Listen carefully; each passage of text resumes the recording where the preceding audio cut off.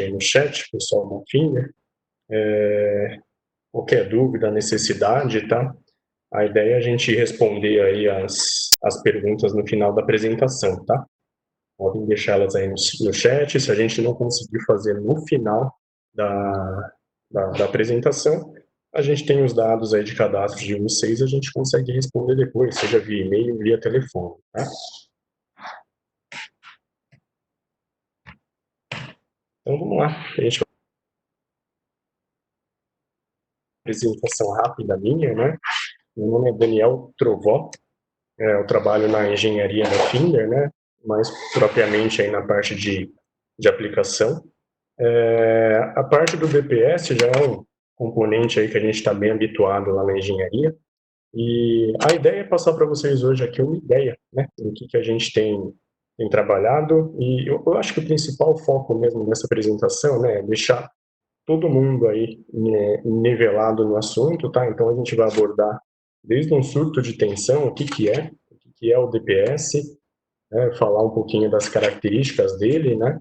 A parte de funcionamento, entrar na questão da NBR 5410, que eu acho extremamente importante aí, né? Quando que a NBR 10 mostra para a gente que é obrigatória a utilização do DPS e partir aí para a especificação do mesmo, tá? Acho que todo mundo vai gostar, vai ser bem interessante. Como eu comentei, se tiver alguma dúvida, coloca no chat, o pessoal está aí para responder também, tá? Eu vou seguir aqui com a apresentação, a gente já está um pouquinho atrasado, peço desculpas, e gostaria muito aí de agradecer a presença de todos aí, tá? Vamos lá. Então, né, como eu comentei, vamos do começo, né? O que são, né, os surtos de tensão e como eles são gerados? Então, a gente falando num surto de tensão, né, o surto ele se caracteriza aí, né, por um grande e repentino aumento de tensão na rede elétrica.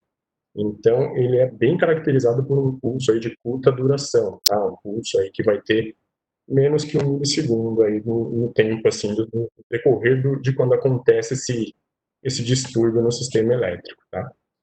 Esse slide é bem interessante, é bem bacana, que é bom para ninguém confundir, né? O que é um distúrbio comum aí, seja um harmônico, um ruído, né? Um pequeno corte aí na linha, né? Na transmissão, de um surdo. Então, aqui a gente consegue ver exatamente, né? Então, só comentando com vocês, rapidinho. Harmônica, ruído, da concessionária para a rede elétrica, isso é influenciado ali, a gente percebe isso nas nossas casas, né? Na indústria. Então, é importante a gente ver que esse tipo de distúrbio ele tem duração maior que 200 milissegundos, tá? E o surto de tensão, né, como a gente pode ver aqui, né, chaveamento em alta tensão, incidência indireta de raios, né, incidência direta de um raio, né, tem uma duração menor que 1 milissegundo. Então, realmente, é bem repentino esse aumento aí na tensão na rede elétrica, tá? E como que esses surtos de tensões, né, eles surgem? Basicamente são quatro meios aí que eles podem aparecer, tá? E a gente vai focar em 3 deles. O primeiro, né, a gente tem ali descarga por acúmulo de eletricidade estática. Para nós não é tão importante, mas o foco em si é a gente trabalhar em cima das descargas elétricas atmosféricas, né, os raios aí, induções eletromagnéticas e manobras e chaveamentos aí na rede de energia, tá? Esses são os principais pontos aí que a gente vai abordar, e principalmente com o nosso produto aí, né, não só o nosso, mas como o DPS, tem a função de proteger.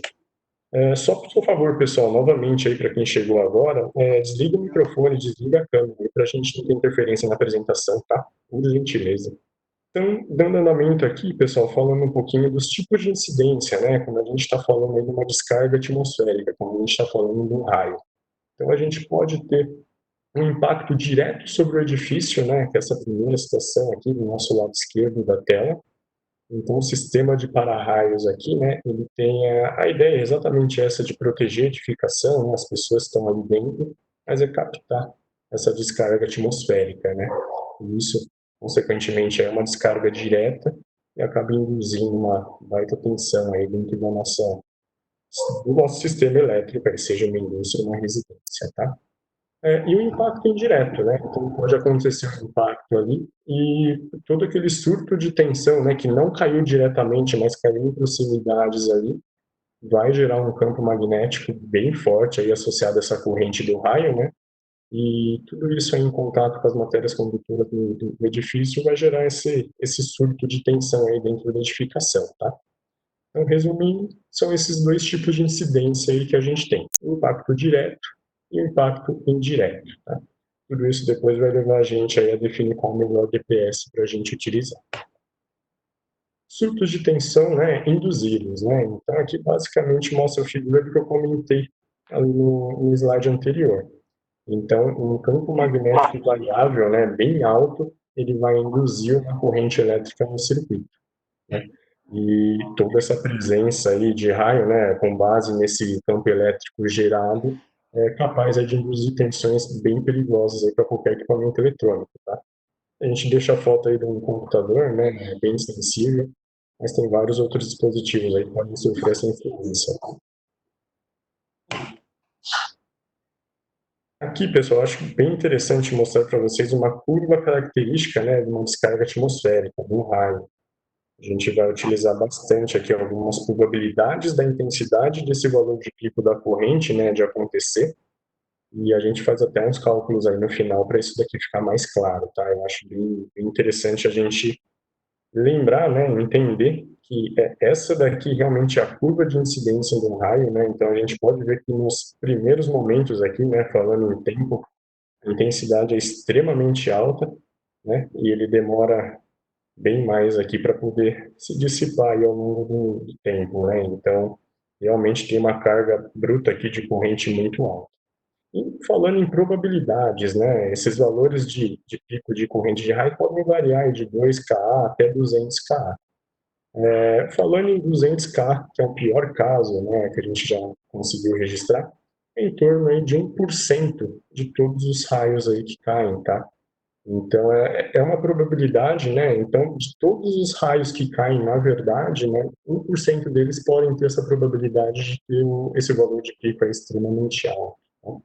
5% podem ter a probabilidade aí de 100 kA, 10% a probabilidade para 80 kA e 50% para 30 kA. Tá? Decorem esse pior caso aqui, tá, pessoal? Podem anotar aí. A gente vai fazer um cálculo com ele depois, tá? Vai ficar mais claro entender. Mas a gente entendendo, né, que 1% são 200 kA, porque a probabilidade 5% 100 kA, a gente já vai ver que os produtos aí que a Fender tem, que o mercado disponibiliza, estão bem dentro do que a norma pede, né, e protege em relação a esses raios aí, tá? Surtos de tensão de manobra, né? A gente comentou da incidência indireta e direta do raio, né? Só que a gente comentou também de surtos de tensão, né? Que também podem ser induzidos aí na rede, na linha. E geralmente esses surtos podem acontecer com acionamento de interruptores, né? A gente fazer uma abertura, um fechamento de uma carga elétrica ali, né? No seccionamento mesmo. Variação súbita na carga, então quando a gente insere uma carga alta aí na rede, né? Acionamento, funcionamento de motores também podem causar esse aumento súbito, né? Algumas variações na rede, né? Tais como o curto-circuito. A gente consegue ver aí esse surto de tensão temporária. Falando, né, eu comentei bastante dos distúrbios, né, e, bom, vamos entender um pouquinho, né, como é que a gente pode proteger nossos equipamentos dos distúrbios elétricos ocasionados, tá? Eu já vou citar aqui, pessoal, até para não causar muita confusão, todos os produtos que eu citar aqui, eles não são para surtos, tá? Eles são focados para outros problemas, e a gente vai entender aqui. Estabilizador de tensão. Então, a ideia básica do estabilizador de tensão, né, é compensar alguma variação que tenha na rede, né, uma tolerância aí de 15%, não chega a ser uma interrupção, mas aquela variação, né, aquele aumento de valor, aquela diminuição do valor que é disponibilizado para a gente na rede, né, o estabilizador tem essa função aí de sempre manter constante a tensão para o nosso equipamento. No break, aí sim, né, ele visa suprir durante um determinado tempo a alimentação de algum equipamento, de algum conjunto de equipamentos, tá? Sempre quando houver interrupção aí do fornecimento de energia elétrica. Inclusive, vai proteger nossas instalações contra curtos-circuitos. Disjuntor protege contra sobrecarga e curto-circuito. Nosso DR vai proteger contra fuga de corrente, né, para o aterramento aí, vai proteger principalmente as pessoas contra choque elétrico, né, o contato acidental e qualquer falha aí que tenha no sistema, tá? O filtro de linha, né, a gente usa muitas vezes aí como uma régua, uma extensão, né, mas quando ele é bem construído, ele é bem projetado, ele filtra ruídos aí numa certa frequência da rede elétrica. Tá? Só, pessoal, pedir aí, por favor, feche o microfone, fechem as câmeras, tá? Para não interferir aqui na nossa apresentação. E como eu adiantei, né, os dispositivos acima, eles não protegem contra os surtos de tensão, contra os raios, tá? Então, toda aquela questão daqueles distúrbios elétricos que eu comentei no começo, né, que tem uma duração aí superior a 200 milissegundos, né, quem pode ajudar a gente são esses dispositivos aqui na tela. Mas para surtos de tensão, né, como que a gente deve se proteger? Aí sim, né, vinculado, até como primeiro ponto aqui no slide, né, vinculado ao SPDA, ao Sistema de Proteção contra Descargas Atmosféricas, né, os nossos para-raios, o DPS ajuda sim, né, e é a função dele, né, drenar essa corrente aí de surto que tenha na rede, né, para a Terra. Então, a ideia, esses dois componentes, né, o SPDA e o DPS juntos, eles vão proteger aí nosso sistema e, consequentemente, nossos equipamentos de um surto de tensão. Tá? Bom, mas vamos lá, né? O que é o DPS e como que ele funciona? Vamos abordar aqui resumidamente, né? O DPS é um dispositivo de proteção contra surtos, né? A gente já citou bastante aí.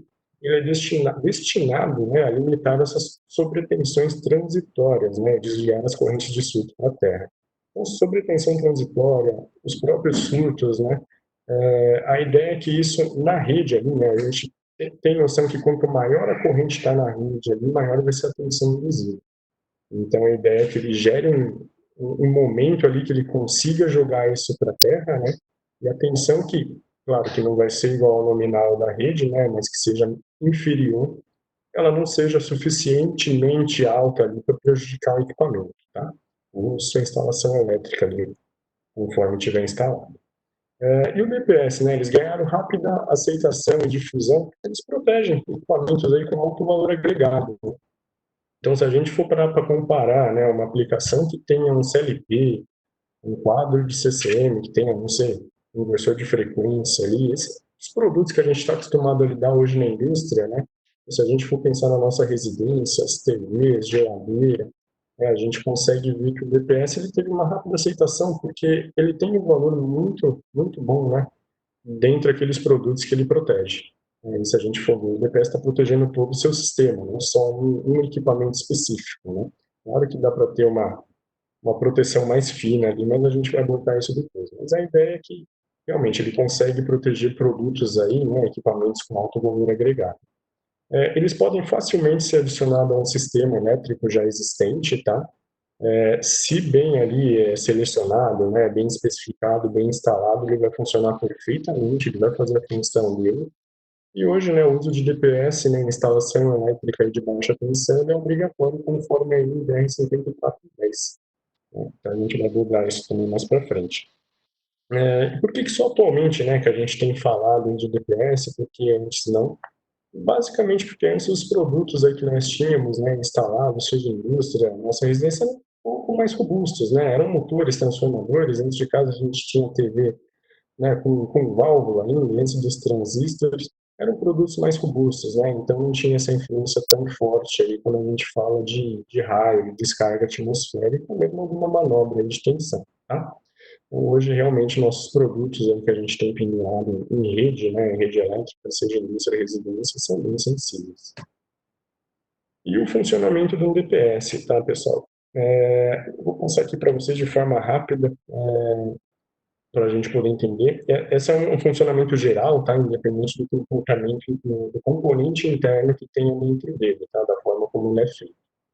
Então, o DPS ideal é aquele cuja impedância é infinita, quando não acionado, tá? Então, quando está lá na rede, não tem nenhum surto de tensão, né? Vamos considerar essa imagem aqui no lado esquerdo da tela. Perfeito é ele trabalhar com impedância bem alta, né? Impedância lá em cima, resistência extremamente alta para não alterar o funcionamento do sistema, tá? À medida que, ó, a gente tem até a imagem aqui na figura da direita, tem um surto de tensão, né? Um pontinho aqui que eu tentei representar. A ideia é que diminua, né, a impedância nos terminais do DPS para pouquíssimos ohms, tá? Com isso, a gente consegue drenar a corrente ali do surto, né, e jogar isso para a Terra, né, fazendo com que exista uma tensão constante ali nos terminais do DPS no final. Claro que, como eu comentei, não será nominal, né, mas uma tensão, mesmo que alta, ainda compatível com a suportabilidade do equipamento, né, para que a gente não tenha ali qualquer problema cura, né. Acabei adiantando aqui. Então, se a tensão for compatível, né, com o nível de isolamento do equipamento, não haverá qualquer dano, tá? Então, basicamente aqui, né, não é correto falar assim, mas a gente pensar, eu acho que ajuda bastante didaticamente. A gente pode pensar no DPS como uma chave, tá, pessoal? Então, aqui realmente, ó, o funcionamento normal dele trabalha como uma chave aberta, tá?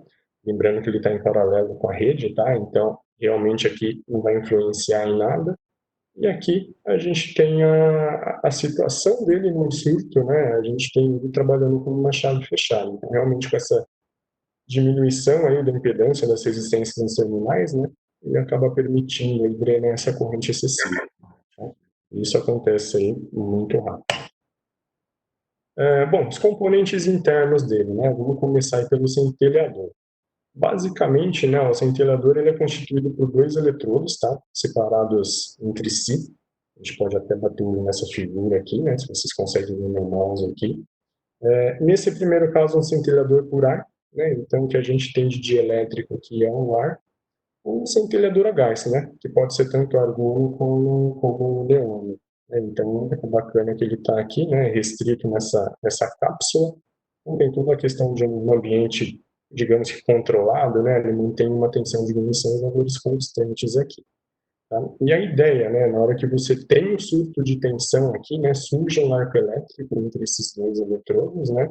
E uma corrente de descarga. E aí, nesse momento, né, ele limita o valor de tensão a um nível baixo, constante, e drena todo esse excesso aí de corrente para a Terra. Tá? Falar um pouquinho do ventilador a gás, né, a gente chama ele de GDT. Ele tem uma resistência variável também, né, e dentro aí de 100 nanosegundos ele altera o seu uso, né, o funcionamento normal dele, a valores de pouco ohms durante o surto de tensão. É basicamente o que a gente explicou no slide anterior. Então, o pessoal trabalhar com chave aberta e chave fechada. Esse é um dos componentes internos comuns aí ao uso do centelhador. Um pouco mais comum ainda, né, a gente tem a utilização dos varistores. Então, o varistor é um resistor ali, cuja resistência do valor dele muda conforme a tensão aplicada nos terminais. Então, quanto maior a tensão, menor a resistência. Tá? Também trabalhando próximo ali à ideia da chave, tá? Só lembrando que a resistência em si ela não é constante, tá? Então não existe uma relação linear entre tensão e corrente.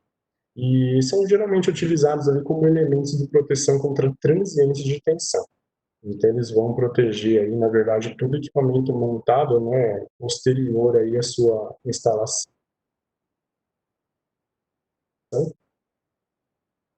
e vai comportar-se aí como realmente como um curto-circuito, aí como submetido às altas tensões, tá?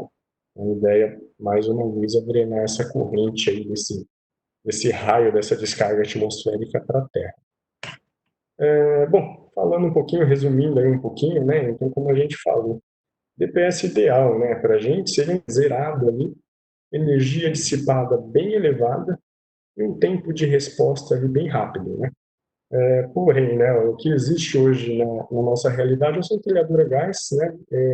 Esse é o símbolo dele, a gente já tinha visto ali. A corrente de fuga dele realmente é baixa, é zero, né? A energia dissipada que ele consegue ali, na hora que tem o surto de tensão, ele consegue dissipar uma energia bem alta, extremamente elevada, né? Porém, ele tem um tempo de resposta médio. Né? E o varistor segue aqui a simbologia do mesmo, né? Uma corrente de fuga muito baixa, né? Não é zero, existe sim uma corrente de fuga, mas é bem baixa, bem ínfima ali. E uma energia dissipada média, né? Porém, o tempo de resposta dele é bem rápido. A gente já consegue entender aí um pouquinho de como é o funcionamento, né, as características dos componentes internos do DPS, tá? Deixa eu só dar uma olhada aqui, antes de pular o slide. Isso aí. Pessoal, todo mundo me ouvindo, se alguém tiver com algum problema aí, né, no geral, vocês me avisam, a gente tenta arrumar aqui. Só confirmando aí que o som tá bom. Obrigado, viu? Então, vamos lá. Os tipos de DPS, né, pessoal? Então, a gente consegue classificar os DPS aí em 3 tipos, tá? Já falando para vocês, falando em questão do tipo, a gente pode chamar essa parte tanto de tipo como de classe, tá? Eu preferi manter aqui um padrão para a gente, né, como tipo. Eu acredito que vai ser uma nomenclatura aí que vai ser padronizada, né? Mas é importante aí a gente se atentar, né? Que tipo e classe hoje é válido da mesma forma, tá? Mas vamos tentar manter na cabeça, até para não confundir com os conceitos que são abordados dentro da NBR 5419, tá? NBR aí de para-raios em si, porque a gente tem que citar ela aqui, apesar da gente estar comentando mais a 5410, mas falando em descarga atmosférica, não tem como fugir da 5419 também, tá? Então vamos lá, classificação dos DPS, né? Então a gente tem o tipo 1, né? Então o DPS tipo 1, ele é um DPS que vai proteger contra a sobretensão provocada por descarga atmosférica direta na estrutura, né? Ou nas linhas elétricas aqui, conforme as fontes. Então, é incidência direta, pessoal. É quando realmente o raio está em cima da edificação, ou em cima da rede elétrica ali, a gente tem um impacto muito forte aí dentro da nossa edificação. Né? Vou dar slide aqui. Tipo 1, então, só comentando, né, ele é obrigatório em edifício equipado com para-raio. A gente vai ver isso também já quando abordar mais a 5010. São instalados, né, geralmente ali dentro do quadro principal, né, no ponto de ligação com a rede elétrica, e o que define, né, o desempenho desse DPS de classe 1 é a corrente de impulso, tá? Bem importante aqui, pessoal, se quiserem até anotar, mas para não confundir mesmo, tá? Porque para tipo 2 a gente tem uma outra nomenclatura da corrente, tá? Uma outra forma de teste também, baseada em algumas outras curvas, né, curva de tempo ali de teste, a gente vai entrar nisso também. Mas é bom ter ideia aí. A corrente de impulso está vinculada aí com o DPS do tipo 1, tá? DPS tipo 2. Então, é uma proteção contra sobretensão de origem atmosférica, tá? Só que ele é transmitida pela linha externa de alimentação. Então, não é aquela descarga direta como a gente viu, é uma descarga indireta. Tá? Assim como as sobretensões de manobra que a gente viu também. Eles geralmente são instalados em quadro de distribuição, tá? Não no quadro geral, geralmente está no quadro de distribuição. E o que define o desempenho do DPS, né, em termos de corrente, né, vai ser a corrente nominal e a corrente máxima, IN e máxima. Tá? Por isso que eu pedi para se atentar quando a gente falou da corrente de impulso ali do tipo 1, uma diferença entre os dois. Tá? E por fim, o DPS tipo 3. Né? Então, a ideia principal dele aí, né, é desempenhar um papel de terminação, né, vai impor uma tensão residual mais baixa ainda que os demais, né, e a gente fala que é como se fosse uma proteção mais fina, né, de algum equipamento mais sensível. Então, ele é instalado bem próximo desse aparelho eletrônico que a gente quer proteger, né, o produto final ali, o equipamento final. E só que é bom lembrar, tá, pessoal, ele sozinho ele não vai fazer o trabalho dele. Eu até comentei aqui na última linha do slide, né, que a maior parte da energia é retirada pelos DPS instalados no ponto anterior. Então, existe toda uma coordenação, né, de DPS que deve ser seguida aí, né, a gente vai ver um slide aqui que vai clarear um pouco, mas basicamente todo aquele impacto inicial de surto que vai ter numa rede elétrica, isso tem que ser dissipado ao longo do tempo com os DPS, tá? Tipo 1 tipo 2. E aí sim, seu equipamento está pronto para receber o tipo 3. Né? Tá, falar um pouquinho aqui das curvas, né? Então, como eu mencionei para vocês, apesar aqui no slide não está escrito, tá? Mas a curva 10350, pessoal, então é a frente de onda do qual o DPS do tipo 1 ele é testado, né? Então ele tem 10 microsegundos aqui, tá? Para chegar pico ali da corrente nominal, né, da corrente máxima que aquele raio tem, né, ou daquele impulso do qual ele é testado, e ele tem 350 microsegundos aqui para frente, né, para cair até 50% dessa corrente, na verdade. Né? Então é essa a ideia, uma frente de onda, a gente pode ver que, pelo gráfico aqui, é o que realmente ele tem o primeiro impacto ali do raio, porque ele consegue contribuir de uma forma magnética muito forte ali, né? Armazenando não, né? Mas jogando para a Terra a maior parte aí dessa energia acumulada. Aí aqui as outras duas curvas, a curva 8/20, né? Ela é para os DPS do tipo 2, tipo 3 também, alguns são submetidos a essa curva de teste, tá? Mesma ideia. Então, em 8 microsegundos, você dá frente de onda ali do teste, né? Você tem 100% da corrente, tá? E em 20 microsegundos, você tem que ter aí, né? Os 20 microsegundos mais ou menos aqui. A gente tem que ter pelo menos metade aí do que foi representado inicialmente dessa corrente máxima. Tá? Mas para a gente poder entender como é que são feitas as curvas de teste, né, e onde cada DPS aí do qual a gente acabou de ver os tipos estão enquadrados, tá? Como eu comentei com vocês, né, a coordenação do DPS é extremamente importante. Então, se a gente for olhar aqui, né, a gente for partir desde o quadro geral, né, da entrada da nossa edificação, né, e passar por um DPS tipo 1, um tipo 2 e um tipo 3, a gente vê o quanto cada um deles tem de capacidade de descarga, né? Então, a gente consegue entender aqui, né, o porquê que um DPS de classe 3 sozinho não vai conseguir fazer a função de proteção dele. Então, é bacana entender que, ao longo da coordenação, né, essa energia é dissipada no tempo. Tá? Pessoal que está chegando aí, boa tarde. Só queria pedir para deixar o microfone e a câmera desligada, tá? Para não interferir aqui na nossa apresentação. Sejam bem-vindos. Bom, e agora entrando, né? Eu acho que é a parte, eu acho que é o mais importante aqui, né? A gente sabe do PS, né? De falar um pouquinho de característica dele. E a gente vai entrar na parte da obrigatoriedade conforme o DPR 5410, tá? Pessoal, mais uma vez, por favor, fechem os microfones, por gentileza. Então, vamos lá. Falando da obrigatoriedade da instalação de DPS, né? Isso conforme a NBR 5410. Existe uma tabela, pessoal, dentro do NBR 5410, dentro do tópico que aborda essa questão de surto de tensão, né, e proteção de uma instalação de baixa tensão, é a tabela 15 do NBR 5410, tá? Vamos dar uma olhada nela aqui que a gente vai entender melhor. Ela é dividida aqui em três tipos de ambientes, tá? O primeiro, eles chamam de AQ1, né? É uma classificação que a gente considera que não existe a necessidade da utilização do DPS, tá? Existe uma incidência aqui, né, menor de 25 dias no ano de probabilidade ali de acontecer uma descarga atmosférica, tá?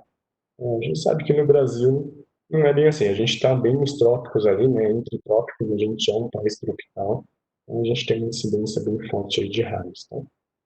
Código AQ2, aqui a gente comenta, né, que a gente tem uma probabilidade, né, existe por mais de 25 dias ao ano, né, o risco de existir uma incidência de um surto, né, na verdade, indireto dentro da rede de alimentação. Né, e aqui, principalmente, quando a gente está falando, né, em instalações alimentadas por rede aérea, ou que parte delas sejam aéreas. Tá? A gente sabe também que é um belo percentual aí do nosso Brasil. Tá? E o AQ3, né, quando a gente fala em classificação direta, aqui sim, realmente a gente está abordando algo que possa vir direto na edificação, né? E aí a gente considera, né, cita nessa parte aqui, partes da instalação situadas no exterior da edificação, né? A gente considera que existe um para-raio, né? Então, aqui a gente já consegue entender que se existe um para-raio na instalação, né, na edificação, existe a obrigatoriedade de se utilizar um DPS, tá? Comentar um pouquinho mais do AQ1, AQ2 e AQ3, né? Eu falei aqui dessa incidência em relação aos dias do ano, de acontecer, né, uma descarga atmosférica. Isso é baseado no índice serálnico de uma região, tá, pessoal? Esse mapinha aqui que eu coloquei para vocês do lado, eu sei que não dá para enxergar muitos valores que estão aqui, ele está dentro da NBR 5419, tá? Então, dentro da NBR que aborda os para-raios em si, o sistema dos SPDAs da vida. E com base nele, né, a gente consegue entender essas questões de característica, né? A maior parte do Brasil recebe muito mais que 25 dias ao ano, né? A gente tem, por estar dentro dos trópicos ali, a gente tem uma incidência bem alta aqui no Brasil. Bom, presença de partes exteriores na instalação das edificações, conforme eu comentei, né, são os SPDAs, e existência de rede elétrica aérea. Aqui, pessoal, já dá para a gente ver, né, quando acontece indireto, indireto, né, a norma já comenta isso, já, né, nesses pontos aí. Então, bom, não vão ser todos os casos, né, é recomendado sim que se coloque todos os casos aí para a gente ter uma proteção eficaz, mas aqui já dá para ter uma ideia do quanto a obrigatoriedade aí da NBS 5410 se paga, tá? Pessoal, por favor, só desliga o microfone aí e a câmera, tá? Bom, e falar um pouquinho do DPS em si, né? A gente já viu quando a gente tem que utilizar o DPS baseado na 5410, mas vamos entender melhor aí, né? Como que o DPS ele vai ser selecionado, também baseado dentro da 5410, tá? Então, a 5410 ela cita a IEC 61643, tá? Então, o DPS ele está vinculado com a IEC 61643 e devem ser configurados, aí, na verdade, selecionados com base nessas características, tá? E de proteção, né, tensão UP, nós vamos abordar em cada tópico depois mais detalhadamente, tá? Máxima tensão de operação contínua, a UC, corrente nominal de descarga e ou corrente de impulso, né? A gente já viu os slides anteriores aí, a questão do SOT 1, tipo 2, e a suportabilidade à corrente de curto-circuito, tá? E, além disso, quando a gente utiliza em mais de um ponto na instalação, os DPS devem ser selecionados levando-se em conta também a sua coordenação. Então, isso também é citado dentro da 5410, tá, pessoal? É importante se atentar a isso. Vamos lá, então, né, para essas características aí relevantes para a gente poder especificar corretamente um DPS.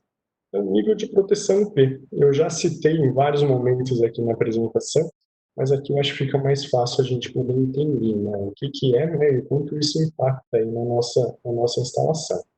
Então, digamos, dizendo aqui no slide, eu acho que a melhor forma da gente poder entender é a tensão que escapa, né, depois que o DPS é acionado, né, depois que tem um surto de tensão nele, passa uma tensão aí, né, que é superior à nominal ainda do sistema, mas não, né, uma tensão extremamente alta. Então, realmente, quando ele entra em funcionamento aqui, né, com base no surto de tensão, né, ele entra como uma chave fechada e joga boa parte disso para a Terra, né, a gente consegue ver que, ok, ele liberou aí uma boa parte da descarga dessa energia que estava na rede, né, mas alguma coisa ainda passa. Né? Então, aqui comenta bem, né, aquela parte que eu comentei, né, de quando tem o surto, atravessa, sim, uma tensão um pouco superior àquela que é a nominal. E é muito importante a gente conhecer, né, entender que todo DPS tem uma UP, porque a gente precisa entender se essa UP, se essa tensão que passa, né, se o nosso equipamento ali que está posterior, ele suporta essa tensão.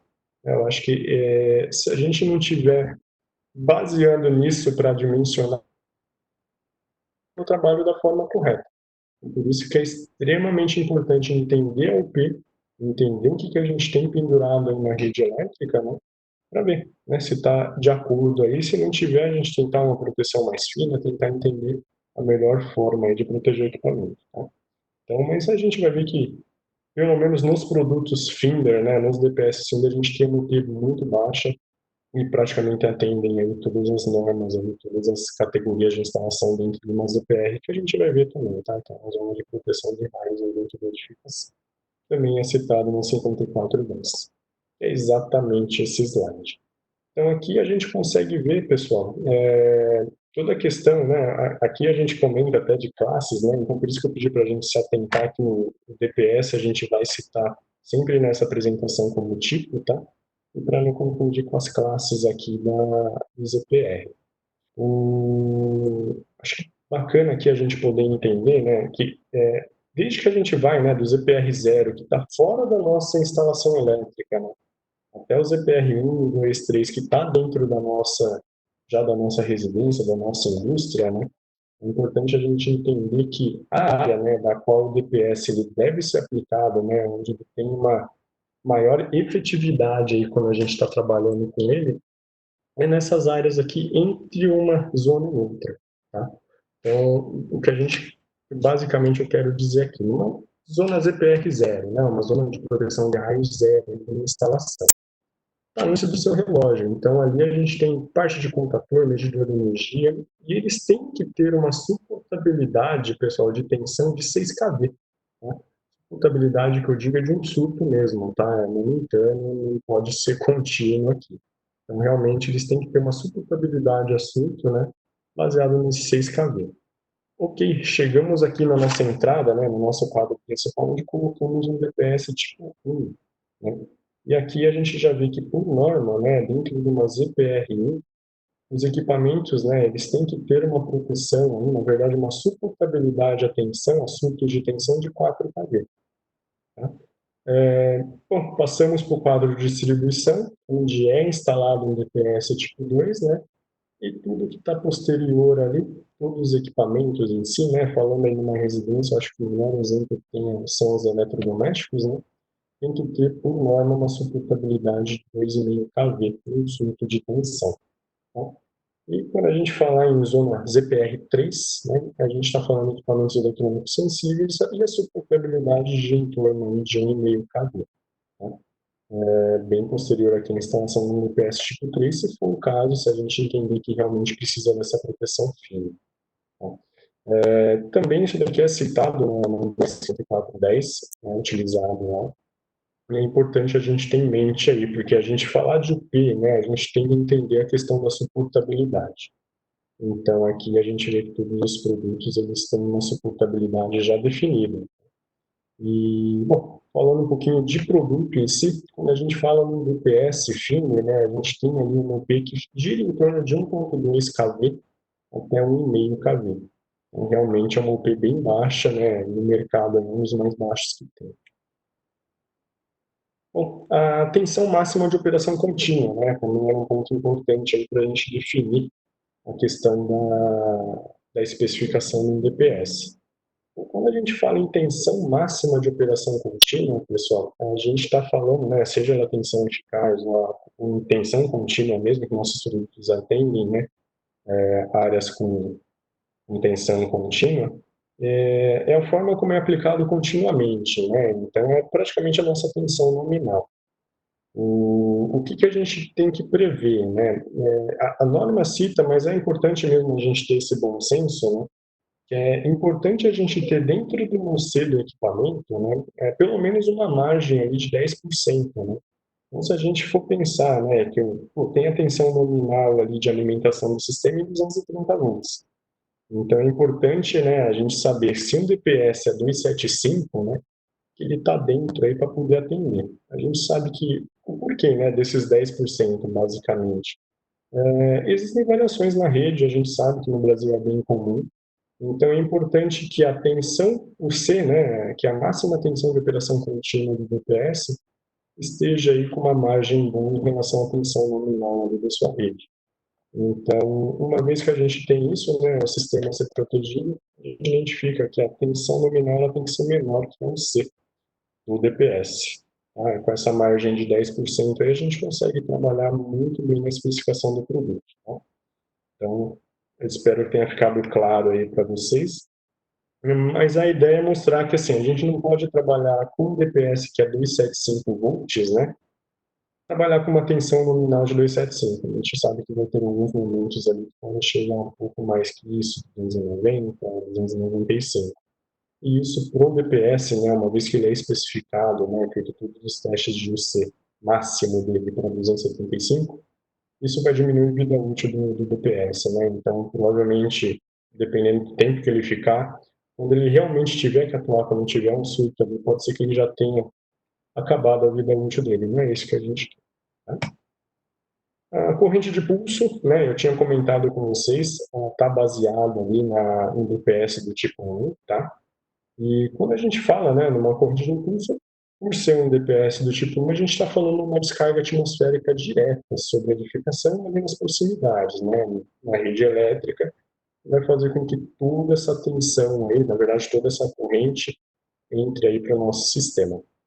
E quando a gente fala nisso, né, vou dar um exemplo aqui de como calcular uma corrente de impulso, né, para ficar mais claro, mas uma vez que a gente não consegue calcular essa corrente de impulso, né, com base na IEC 61312, né, também citada dentro da 5410, ele dá alguns valores mínimos aqui do qual o DPS deve suportar. Então, tem que ter uma corrente de impulso maior ou igual a 12,5 kA para cada módulo de proteção. Tá? O maior ou igual a 25 kA, né, quando a gente tem uma rede monofásica, quando a gente está usando o DPS ali entre neutro e terra, tá? E uma corrente de impulso, né, maior ou igual a 50 kA, uma rede trifásica, normalmente quando a gente está usando também entre neutro e terra ali. Os níveis de proteção, né, SPDA, pessoal, isso está dentro da 5419, mas vai ajudar a gente aí no próximo slide quando a gente menciona, como mencionei para vocês, a questão do cálculo de uma corrente de impulso. Entender quando que o DPS está dentro da minha especificação e quando não está. Então, a 5419, ela relaciona em 4 níveis de proteção, né, de acordo com tudo uma análise de risco, tá, pessoal? Isso não cabe a quem está especificando o DPS, cabe para as pessoas aí responsáveis pela instalação, manutenção, né? Mas aqui, nesse caso, principalmente o projeto do SPDA. Aí tem vários fatores envolvidos, pode estar envolvido se é um hospital, se envolve vida humana na edificação, mesmo obra de arte, né? Então, quanto maior ali a questão, tanto material, né, o valor material mesmo, quanto vidas, né, maior é esse nível. Então, a gente vê, né, lembra que eu comentei com vocês aquela questão da probabilidade de uma descarga atmosférica. Então, a gente vê que o nível 1, para um SPDA, considera aquele 1% de probabilidade. Né? E a gente vai fazer um exemplo aqui, um cálculo de corrente de impulso, né? Acho que vai ficar bem claro para todo mundo e deixar isso bem didático. Então, basicamente, né, se ele é uma edificação de nível 1, né, baseado no SPDA aqui, e tem uma suportabilidade de 200 kA, né, vamos considerar que esse um raio que está caindo aqui na edificação.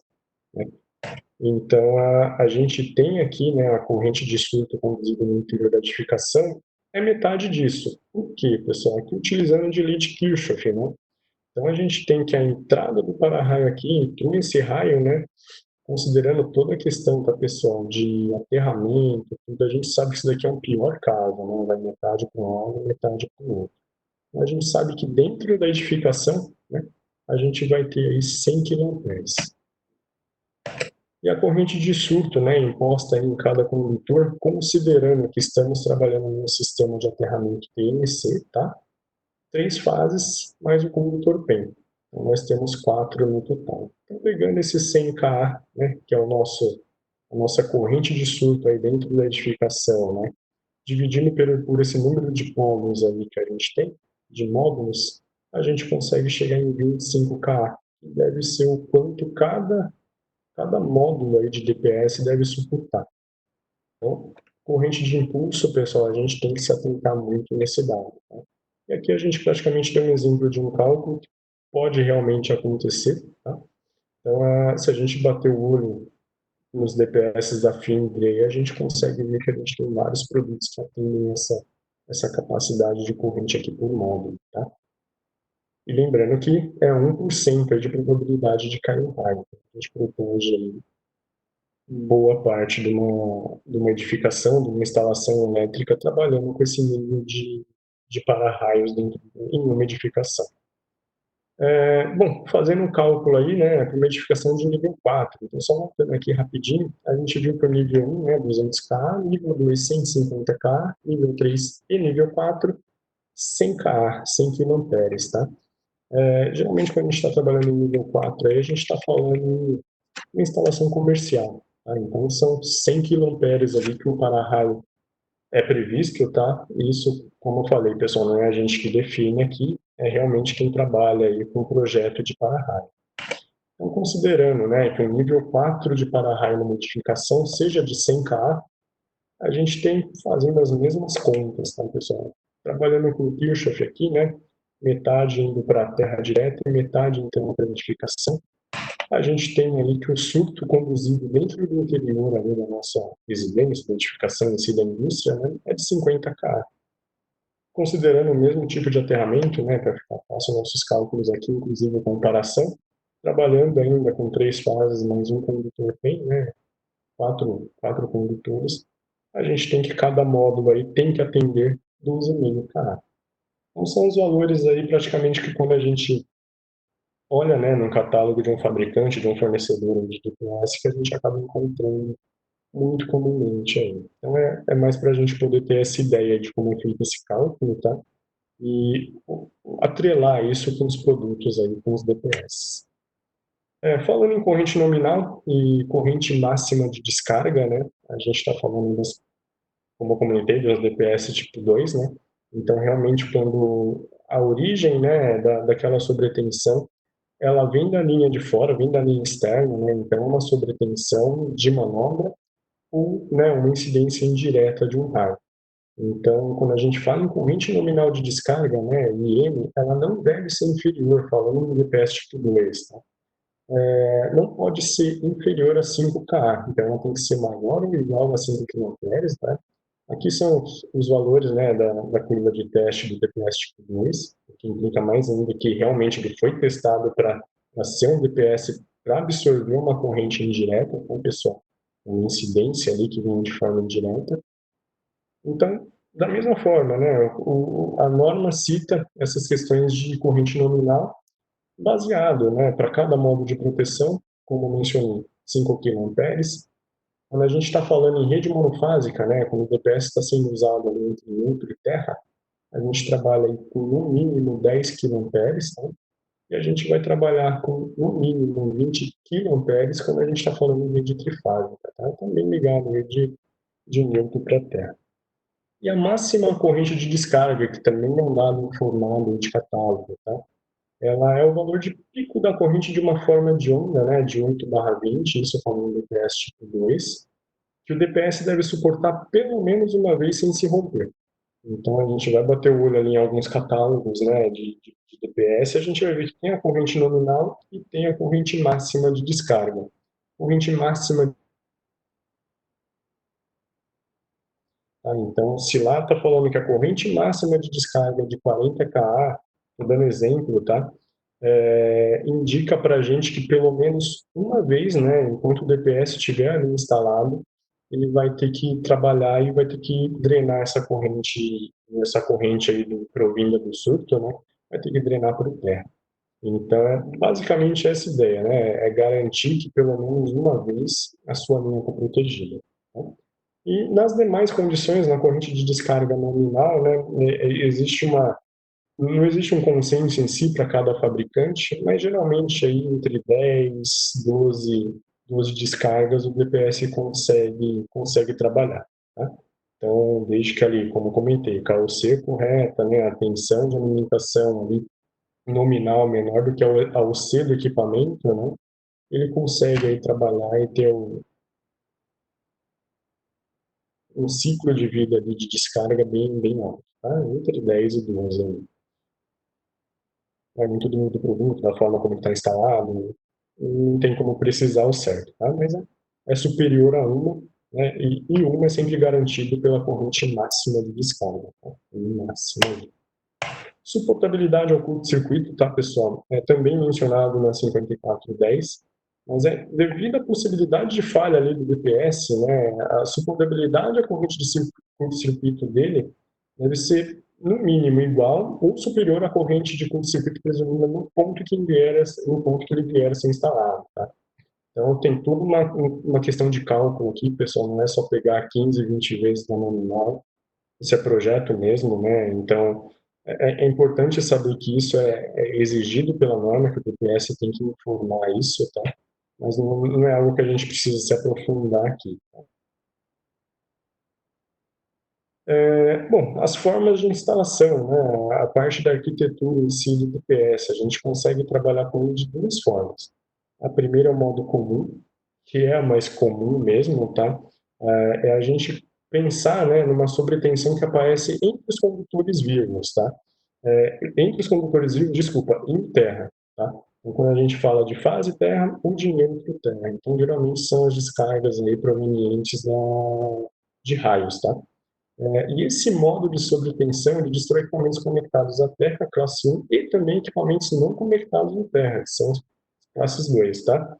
E que estão próximo ali a uma massa aterrada e que não possuem isolação elétrica suficiente, ou seja, pontos caminho.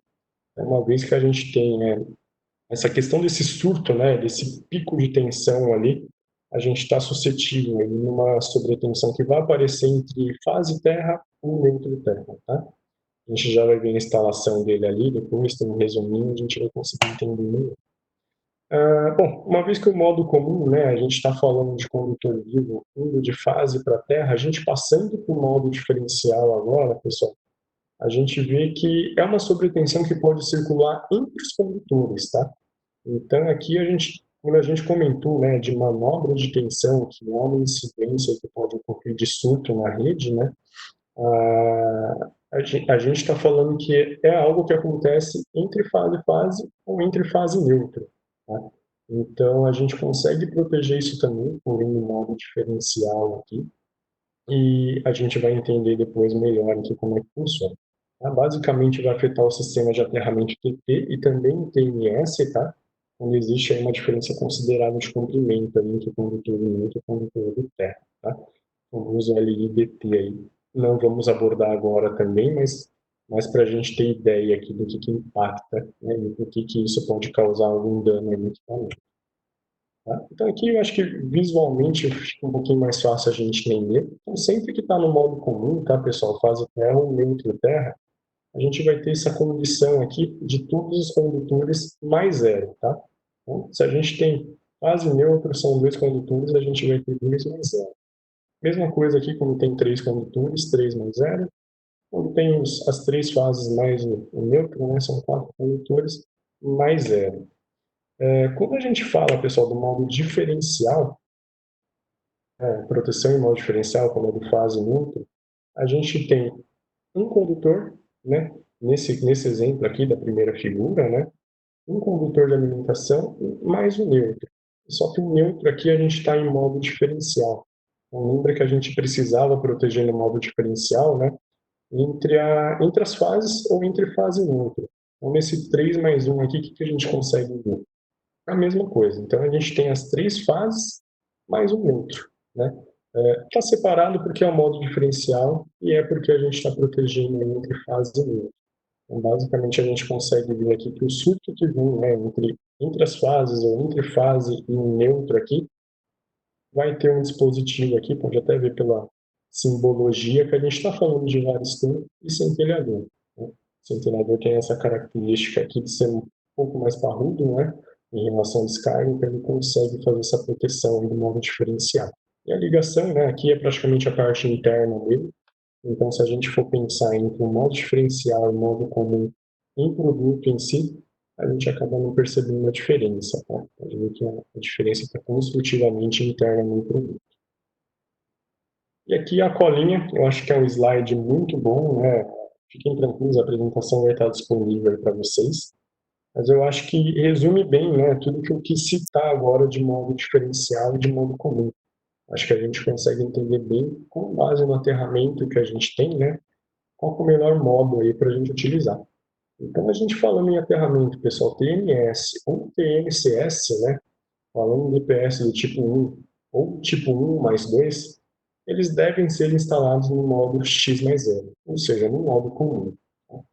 Uma vez que a gente fala do DPS tipo 2, né, ele pode ser instalado dentro do TNS e TMCS em dois modos. Um no modo comum, um no modo diferencial, X mais 0 ou X mais 1. Geralmente, a gente vai utilizar o modo X mais 0, né, o modo comum, quando a gente está em ambiente residencial e comercial. E o modo X mais 1, o modo diferencial, quando a gente está em aplicações industriais, Então, quando a gente tem um grande número de sobretensão por comutação de carga, geralmente quando a gente tem acionamento de motores aí. Exatamente por aquela questão, né? O surto de tensão ele pode vir por uma manobra ocasionada na rede, tá? E geralmente quando a gente está numa indústria, esse surto pode vir pelo acionamento de um motor, pela manobra, o ligamento dele. Uma vez que isso acontece, né, a gente tem que proteger entre fases e outra. Então, por isso que é recomendado aqui, pessoal, no sistema TMS ou TMCS, né, a gente utiliza o modo diferencial para proteger aí instalações dentro da indústria. Tá? Bom, isso é para TMS, TMCS e no modo TNC. No modo TNC a gente vai trabalhar, né, com todos os tipos de DPS, seja classe 1, classe 2, no modo comum. Tá? E o aterramento TT não é tão comum aqui para a gente, mas uma vez que exista, tá? O tipo 2, ele é instalado em modo diferencial, X mais 1. Tá?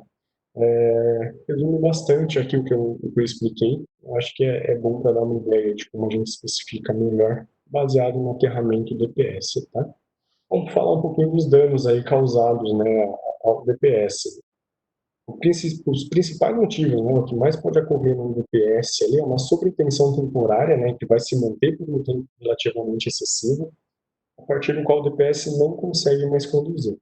Entra muito naquela questão que eu comentei com vocês da UC, né, o quanto o DPS foi projetado para trabalhar de tensão e o qual é a nominal dele. Tá? E não só isso, mas também algumas outras variações na rede, o que pode acontecer ali que não seja um surto, tá? Mas seja uma sobretensão temporária ali que acaba tendo um tempo aí maior do que deveria. Tá? A instalação em uma rede com tensão superior à sua tensão máxima de operação, também que eu acabei de comentar, e uma corrente de surto, né, maior do que a capacidade de conduzir. Então, imagina que a gente tenha aquele I máximo já determinado, né, falando do PS tipo 2, e passou os 40K nele, então foi uma vez só que ele atuou. Então, uma vez que a gente trabalhou com esse DPS, né, existem algumas formas aqui da gente ver, né, que ele atuou. Eu vou mostrar aqui para vocês, mas é um dano permanente ali, não tem como, tem que fazer a substituição do módulo. Né? E, bom, para que um DPS aí não comprometa depois a instalação em si, da qual ele está instalado, né, e impacte aí em qualquer tipo de falha, é importante que exista uma desconexão dele, né, quando tem esse momento de call, de falha do DPS, né, ele tem uma desconexão do circuito elétrico. Então, isso é importante, aí a gente vai entender aqui como que pode ser feito, tá? Existe tanto a forma interna de ser feito, então o DPS está projetado ali com um disjuntor térmico para fazer esse tipo de proteção, tá? Como uma forma externa. E isso está baseado em informação de catálogo, todo fabricante ali, fornecedor de DPS tem que informar, né? Em relação ao fusível de proteção. É exatamente esse slide. Então, uma pergunta aí bem rotineira, né? Quando que nós devemos utilizar um fusível de backup, né? É importante se atentar que, assim, o que é indicado, né, de valor de corrente nominal ali de fusível para ser indicado, todo fornecedor, todo fabricante dá essa informação no catálogo ou no manual, mas ela tem que ser dada, tá? Porém, quando que se torna, né, obrigatória a utilização do DPS, desculpa, do fusível de backup ali, do fusível de proteção, e quando não é, né? Vamos entender aqui. Nosso DPS está instalado aqui, tá? Desconsiderem a princípio o F2. O F2 é o nosso fusível de backup, tá? Desculpe a conta de legenda aqui. E o F1 é a proteção da rede, tá? Imagina que você tem ali depois da sua residência, você tem aquele fusível de entrada ou aquele disjuntor de entrada. Então é isso que é o seu F1, tá? É essa proteção do seu sistema elétrico ali da sua residência, da sua instalação, indústria, o que for, né? Entrou ali para dentro da edificação, né? Você tem uma proteção. O que é indicado, né? O que a gente indica quando a gente está falando no fusível de proteção? Se a gente, no fusível de backup, se a gente está falando que esse dispositivo de proteção do seu sistema elétrico, né, ele é maior do que o valor indicado no catálogo para esse fusível de proteção, então é indicado sim a utilização do fusível de backup, tá? Vou dar o um exemplo aqui com valores. na verdade, essa proteção de entrada, né, disjuntor ou fusível aqui da nossa instalação elétrica, ela seja maior que 160 amperes. Então, vamos falar que ele é 200 amperes aqui, né? E o indicado no catálogo do fabricante, no fornecedor de DPS, né, é que o fusível de backup seja de 160 amperes, né? Considerando essas informações, o que a gente tem que fazer? A gente tem que considerar que o F1, né, que é a proteção, ele é maior que o 160 amperes, que é o recomendado aqui pelo fusível de backup do DPS. Consequentemente, é extremamente importante, pessoal, que a gente tenha um fusível de backup aqui conforme o manual fala. Tá? Fazer o exemplo reverso aqui, o exemplo contrário, né, com a não utilização do fusível de backup. Então, praticamente, vamos utilizar os mesmos valores aí, né?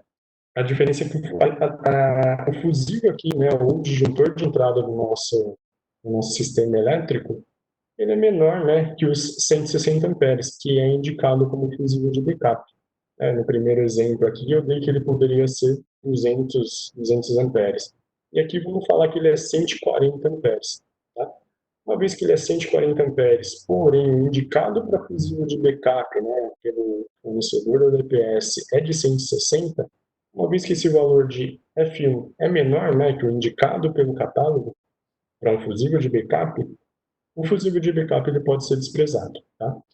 Nós recomendamos, independente se ele é desprezado ou não, fusível de backup, né, com base no F1, com base no que está protegendo a sua instalação elétrica, que seja utilizado sim, tá, pessoal, um dispositivo para fusível de backup, sim, para poder proteger o sistema, tá? Bom, e eu comentei, essa foi a parte falando do fusível de proteção, né, uma proteção externa, né, do produto, e agora tem a proteção interna, né? Então, os DPS aí em si, né, não todos, os da Finder, sim, eles têm uma função, né, de desligar o DPS da rede elétrica quando ele atinge, né, o fim da vida útil dele. Isso é feito por um disjuntor térmico ali internamente. Vou mostrar para vocês como é que é lá dentro. Uma vez que, né, que deu toda aquela questão de corrente de fluxo, característica do varistor, né, e isso fica muito elevado, né, devido ao envelhecimento aí do componente, né, após, né, aquela descarga do máximo, já deu várias correntes, várias descargas ali, né, que foram superiores ou perto da corrente nominal, existe essa desconexão, né, essa abertura da rede, né, pelo DPS por esse disjuntor térmico. Então, é realmente proteger ali sua instalação, né, tirando o DPS fora dela para não ter nenhum problema ali, dar um curto-circuito e ele acabar conduzindo ali e você acabar tendo problemas ali na sua instalação. É uma proteção interna que ele tem, tá? A gente falar hoje no produto, né, olhando para o Finder em si, a gente consegue ver, né, que esse disjuntor térmico, quando ele ainda não está acionado, o DPS ele está na vida útil dele ainda, né, ele não cumpriu ainda com o papel de proteção dele, seja pelo máximo, seja pelo nominal, ele tem a bandeirola aqui verde, né? Então, uma vez que está verde, o DPS está ok, ele está protegendo o seu sistema. E, bom, ele passou, né, deu toda essa questão de correntes altas ali, o varestor ele está com uma corrente de fuga alta, porque já deu um envelhecimento do componente, ou porque deu aquela descarga do I máximo dele, né, ele fica vermelho, né? Isso quer dizer que o disjuntor térmico interno do DPS ele fez o papel dele de abrir, né, o circuito, e, consequentemente, já está na hora de substituir esse módulo, tá? Vou até falar um pouquinho aqui da parte construtiva do nosso produto. Pode ver que ele tem aqui onde estão os parafusos, a base, tá? E aqui no meio o módulo. Então, a gente consegue fazer a substituição só do módulo sem a necessidade de substituir a base, tá? Isso pode ser feito uma troca quente mesmo, tá? Até porque não tem nenhum tipo de contato ali com a instalação. Não é recomendável, mas pode ser feito, tá? É interessante se puder ligar um disjuntor um período que se faça. E, bom, o DPS Finder, além da bandeirola visual, né, verde ou vermelho aqui para indicar se ele está ok ou não, ele tem um contato auxiliar. Então, às vezes está num local remoto, está num lugar distante ali, a gente consegue trabalhar com o DPS, tá? E apontando isso via um sinalizador ali, um contato que se fecha para setar algum alarme, seja sonoro, visual, supervisor, tá? Bom, o acionamento do disjuntor térmico, né, dentro do DPS, basicamente essa figura aqui que eu estou com o mouse em cima, tá, pessoal, na direita, é o DPS ainda em bom estado, tá? Então, bom, a gente pensando no DPS aqui, olhando de frente, né? Aqui é uma visão lateral, a bandeirola está aqui em cima, tá, pessoal? Pensem que desse lado aqui está essa questão de proteção dele e do outro lado, que a gente não está enxergando, está onde está o componente dele, né? Aqui provavelmente um valistão.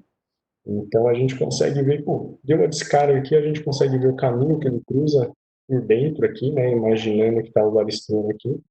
Vai passar por aqui, vai passar por essa cordoalha de cobre e vai ser aqui passada para a terra, tá? Isso vai ser drenado por terra. E a tendência, né, é que com base no tempo, no acionamento, né, essa solda que existe aqui, né, ela vai se fundindo com o tempo, ela vai ficando cada vez mais fraca, né, e ocorra aí, no final da vida útil do DPS, né, esse levantamento dessa cordoalha aqui, né, na verdade, desse ponto metálico aqui, ele desconecta. Uma vez que desconecta aqui, né, a gente tem que a bandeirola, ela sai do verde e vai para o vermelho. Esse primeiro aqui da imagem esquerda, tá?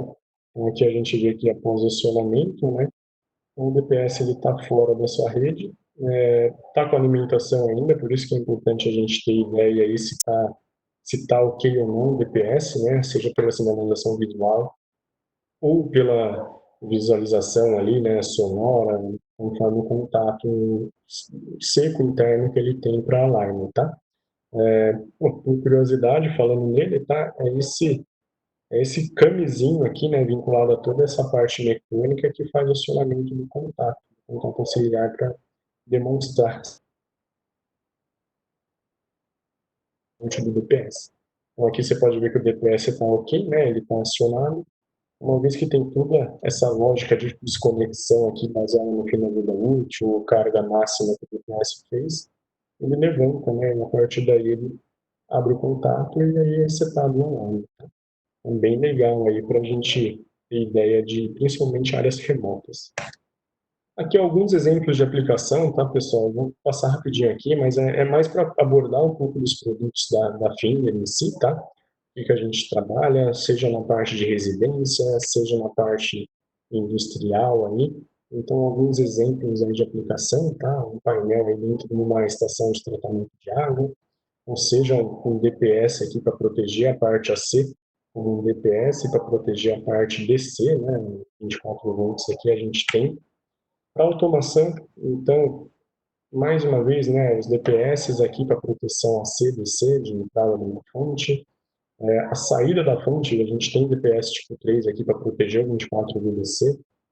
Toda a parte de automação de saída de comunicação, tá? Então, nós temos DPS para rede internet, DPS para sinal analógico, para sinal digital. Uma residência, né, não preciso nem falar, é onde ele é obrigatório aí, né, com base no NBS 5410, naqueles valores, né, aquelas métricas que a gente viu que são obrigatórias para ter um DPS. Aqui o DPS Ethernet, conforme eu comentei, mais uma foto de uma aplicação mesmo real, né, ele protegendo aqui essa parte da rede Ethernet aí que está fazendo a comunicação com o PC. Bom, pessoal, o que eu queria passar de apresentação para vocês é isso, tá? Eu me estendi um pouquinho a mais aí, peço desculpas, mas espero que tenha sido produtivo, tá? Não vi nenhuma pergunta aqui, não sei se tiveram algumas, mas se teve, a gente vai responder. Agradeço por terem deixado aí para o final. Bom, sigam a Finder rapidinho, né? Passar para vocês, sigam a Finder nos nossos canais, seja YouTube, Facebook, LinkedIn, Instagram. Lá tem toda a nossa divulgação de webinários, tem vários outros webinários que já foram gravados aí, que estão lá disponíveis, tá? Várias novidades aí de produto, tá? Bom, vamos lá, vamos para as dúvidas, vamos ver como é que eu posso ajudar vocês aqui. Deixa eu só abrir meu chat aqui rapidinho.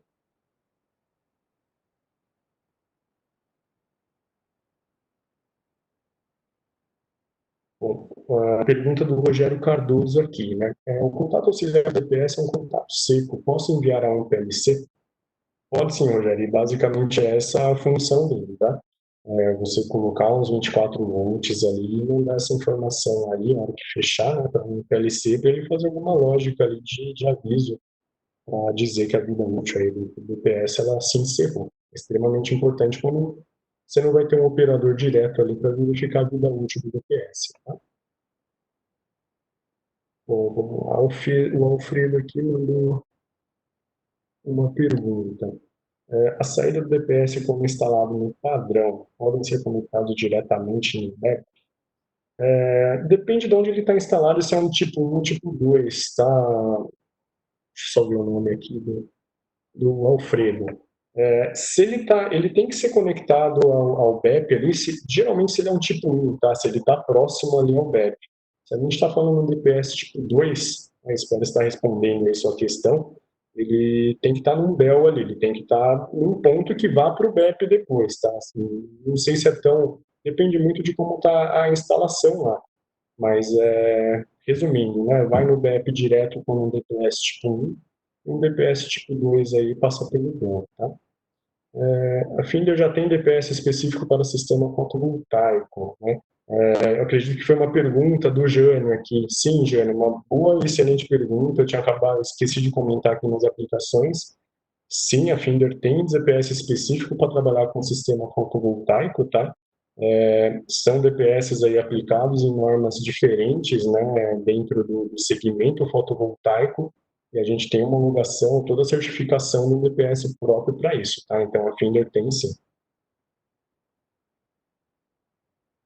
Aqui a pergunta do Denis. Boa noite, pelo que entendi, existem DPS AC e os DC. Os DPS do tipo ZPR2 para os eletrodomésticos são do tipo DC?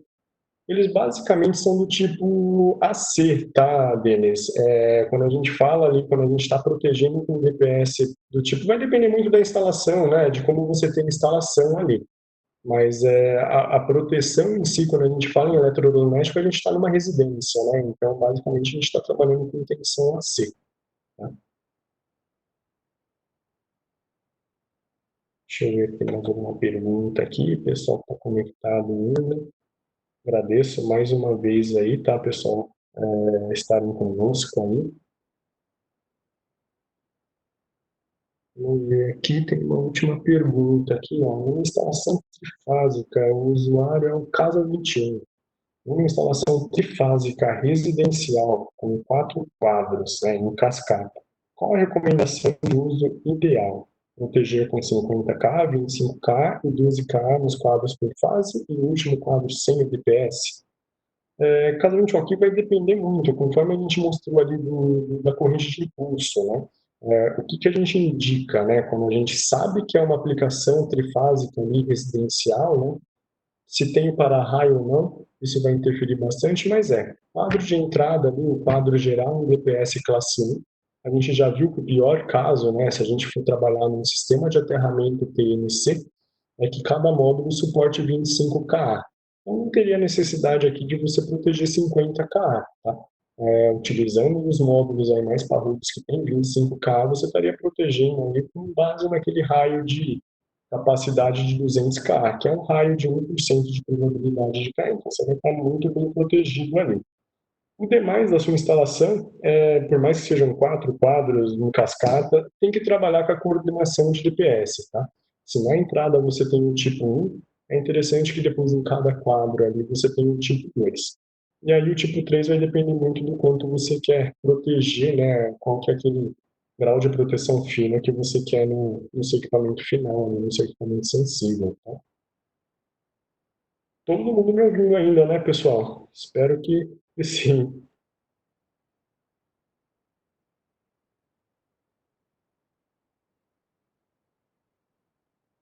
Não estou nem nos comentários aqui, tá, pessoal? Estou aqui ainda.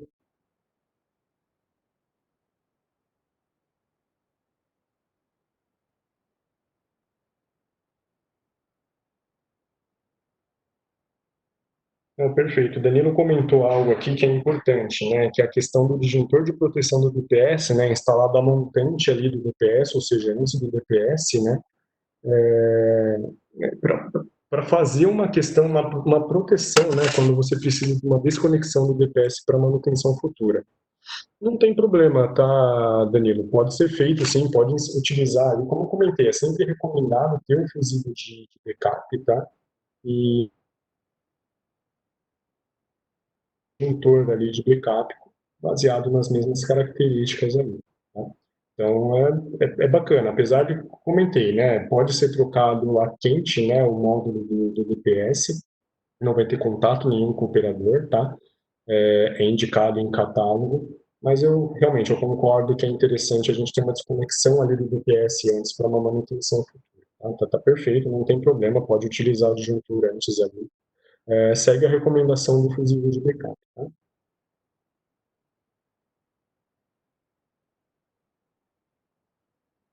Deixa eu ver aqui mais algumas questões.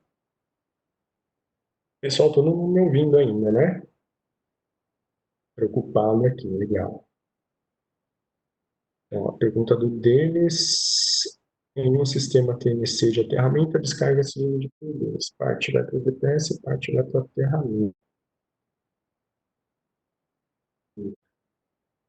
Sim, é baseado naquele exemplo que eu dei do cálculo da corrente de impulso, Denis. É exatamente isso, tá? Considerando que se o SPDA está instalado com base, né, não só instalado, mas antes ainda, né, o processo de projeto dele, né, está baseado na 5419, né, você tem uma questão de aterramento feito da forma correta, então, sim, o pior caso seria dividir por dois. Né? A gente sabe que não será exatamente metade que vai entrar para dentro, vai ser um pouco menor. Né? Então, por isso que a gente prefere citar que realmente são 50%, utiliza aqui o ali. É o pior caso que acaba batendo com aqueles valores lá que são os DPS usuais aí no mercado. Tá? Um 25K, um 12,5K, aí, conforme a necessidade ali, né? Conforme o grau de proteção e o nível do SPDA que você tem.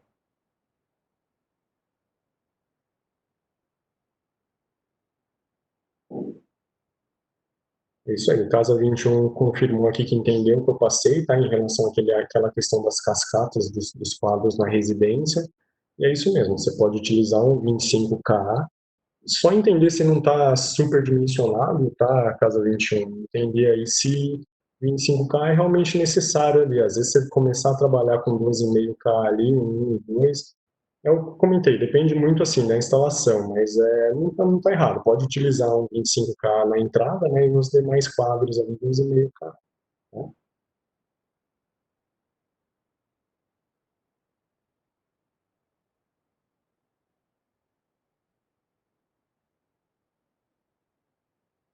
Legal, Edilson, obrigado aí ter gostado, viu?